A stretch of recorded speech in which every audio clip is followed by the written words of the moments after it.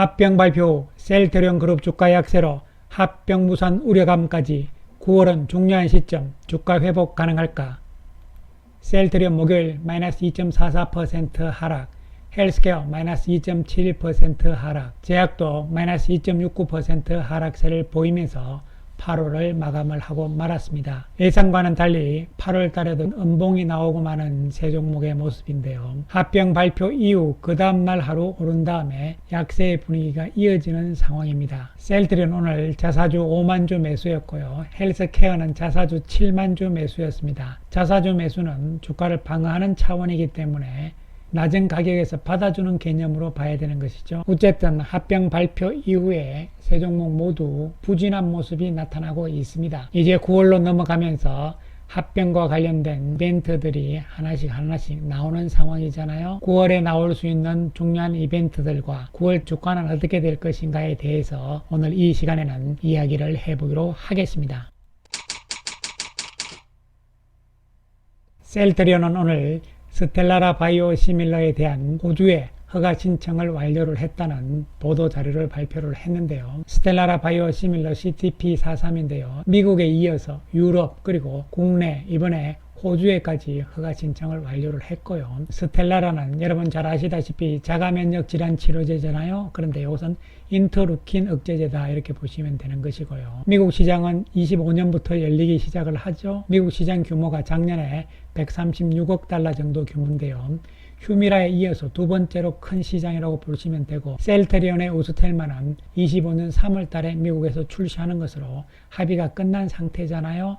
그런데 이 스텔라라 바이오시밀러 쪽도 휴미라에 이어서 큰 블록버스터이기 때문에요. 역시 경쟁은 치열하다고 볼 수가 있는 것이죠. 그래서 셀트리온의 우스텔만은 3월 7일 날 세 번째로 출시가 된다. 그런데 최근에 미국의 IRA로 인해 가지고 약가이나 적용 대상 종목군들이 10종목이 발표가 됐잖아요. 메디케어 공보험 쪽에서 적용이 되는 것인데요. 거기에 스텔라라가 포함이 되었습니다. 따라서 스텔라라가 25년부터 바이오 시밀러들이 나오는데 그 영향은 없을 것인가 이런 부분인데요. 신영증권에서 나온 자료를 보시게 되면요. 물론 당연히 있겠죠. 왜냐하면 오리지널의 가격이 인하가 되기 때문에 오리지널 가격이 인하됨에 따른 바이오 시밀러들도 같이 인하를 할 수밖에 없는 구조잖아요. 그렇게 되면 수익성에는 다소 부정적일 수 있는 전망이다 이렇게 이야기를 했습니다. 어쨌든 이 부분은 26년부터 갔으니까요. 시간은 좀 더 걸린다고 생각을 하시면 되겠습니다. 그 다음에 유플라이마에 대한 소식이 하나가 있는데요. 이것은 캐나다에서 나온 이야기입니다. 셀트리온 헬스케어가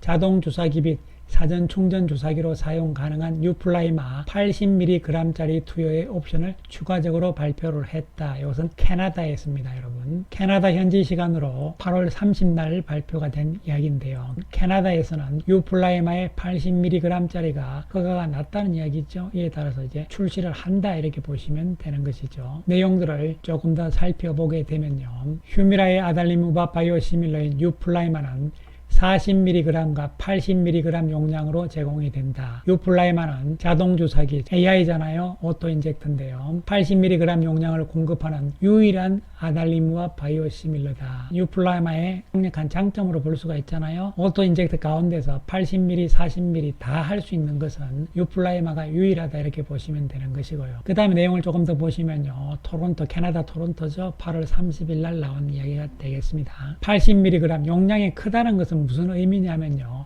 40mg을 두 번 맞아야 되잖아요. 그런데 80으로 한 번만 맞는 것이라고 보시면 되는데 그만큼 내성이 좀 생긴 환자들, 이런 환자들한테는 좋다고 볼 수가 있는 것이죠. 왜냐하면 주사 횟수가 적으니까 편의성 측면에서는 장점이라고 볼 수가 있는 것이죠. 자, 그래서 다시 한번 유플라이마의 미국에서의 스케줄을 살펴보게 되면요. 80mg짜리 그리고 소화용인 20mg짜리 이 두 가지 다 11월 달에 미국에서는 허가가 예상이 되고 있는 상황이잖아요. 7월 달은 지나갔고요. 이미 다 진행이 됐고 그 다음에 공보험 쪽에 등재도 이미 완료가 됐잖아요. 그 다음에 8월 말인데 한 군데 더 지금 협의를 하고 있는 것으로 알려지고 있고요.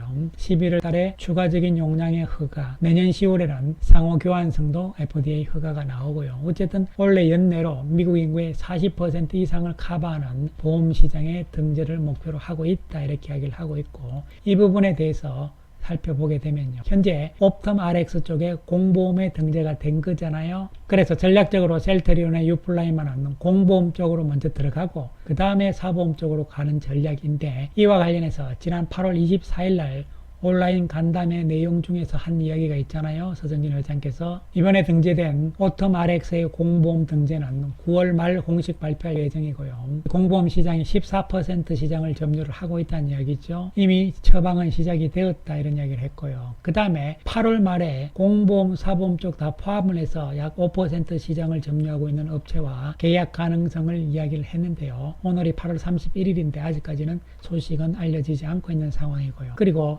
2개월 내에 공보험 쪽에 10% 시장 점유 업체와 계약을 협상 중이다. 그리고 사보험 쪽에 4개 PBM 합쳐서 약 10% 시장 점유율이죠. 협상을 하고 있다고 이야기를 했습니다. 그리고 신약 개발과 관련해서도 중요한 이야기를 했잖아요.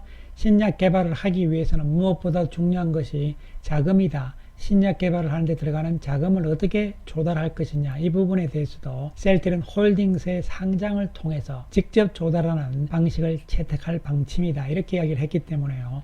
이 부분도 의미가 있는 것이죠. 즉 신약 개발 반드시 하겠다, 자금력도 어떻게든 마련을 하겠다는 강한 의지로서 우리가 볼 수가 있는 것이잖아요. 그리고 합병기간 중임에도 불구하고 자사주 매입을 하잖아요. 특히 이번 자사주 매입은 양사 69만 주대이기 때문에요. 올해 들어서 가장 많은 수량이라고 보시면 되는 것이죠. 그만큼 자사주 매입을 통해서 합병을 성사시키겠다 이런 의지를 보이는 것이죠. 물론 자사주 매입이 3일째인데 오늘까지 별 주가에는 좋은 영향은 아직 별로 없는 상황이라고 볼 수가 있는데, 중요한 것은 지금은 자사주 총알을 좀 아낄 때잖아요. 이제 9월달로 접어들면서 9월 1일자로 이번 합병주총에 참여할 수 있는 주주가 확정이 되는 것이고요. 그 다음에 중요한 것이 9월 25일부터입니다, 여러분. 그리고 10월달에 주총을 하고 또한 11월 13일까지가 중요하다고 말씀을 드렸잖아요. 그 부분을 우리가 조금 더 확대해서 보시게 되면요. 9월 1일날 주총을 위한 주주 확정을 마무리한 다음에 9월 25일부터잖아요. 합병 반대 의사 통지 접수 기간이 9월 25일부터 시작이 됩니다. 그러한 가운데서 3분기 공급 계약 공시를 해야 되잖아요. 9월 30일까지. 이 시점이 맞물리는 기간 안에 들어가잖아요. 9월 말에 3분기의 계약 공시 과연 어떻게 나올 것인가, 이런 부분들이잖아요. 이와 관련해서 살펴보게 되면 먼저 우리가 봐야 되는 것은 올해 셀트리온이 생산을 해서 헬스케어로 넘기면서 공급 계약을 체결했잖아요. 그 규모를 보시게 되면요. 1분기에 4,060억이었는데요. 1분기 바이오 시밀러 쪽의 실적 역시 4,060억으로 동일했다는 이야기죠. 그리고 2분기에도 마찬가지입니다. 3,740억 규모였는데 바이오 시밀러 실적 역시 3,740억이었다는 것이죠. 그래서 셀트리온의 2분기 실적은 1분기보다 공급 계약이 줄었기 때문에 또한 매출액도 좀 줄었죠. 그러면은 1분기와 2분기가 똑같아요. 그런데 통상적으로 보시면요. 3분기, 4분기에는 공급 계약 공시보다는 실제적인 바이오시밀러 실적이 더 큰 현상들이 나오잖아요. 그것은 왜 그러냐면은 테바 쪽에 가는 물량을 회계적으로 3분기 내지는 4분기에 반영을 하기 때문에 그런 것이다 이렇게 보시면 되는 것이죠. 올해도 셀트리온은 1분기, 2분기 반기에는요. 테바 쪽으로 가는 물량에 대해서는 아직 회계적으로 매출로 처리를 하지 않은 상태이기 때문에 3분기, 4분기에 처리를 할 것이라는 얘기가 되잖아요. 그런데 이 부분이 왜 중요하냐면요. 3분기와 4분기에 셀트리온이 만들어서 헬스케어로 넘어가는 물량들은 내년에 팔리는 거잖아요. 내년에 팔리는데 내년에 팔릴 때 원가율이 70%로 잡히기 때문에 영업이익 측면에서 수익성 측면에서 불리하다는 이야기죠. 그렇기 때문에 될 수 있으면 차질 없는 선에서 최소한으로 셀트리온 헬스케어로 물량을 넘길 가능성이란 것이죠. 그렇게 되면서 셀트리온이 재고로서 가지게 되면 이 재고는 내년에 나가더라도 원가율이 셀트리온의 재고율인 40%로 잡히기 때문에 내년에 유리할 수가 있잖아요. 수익성 측면에서.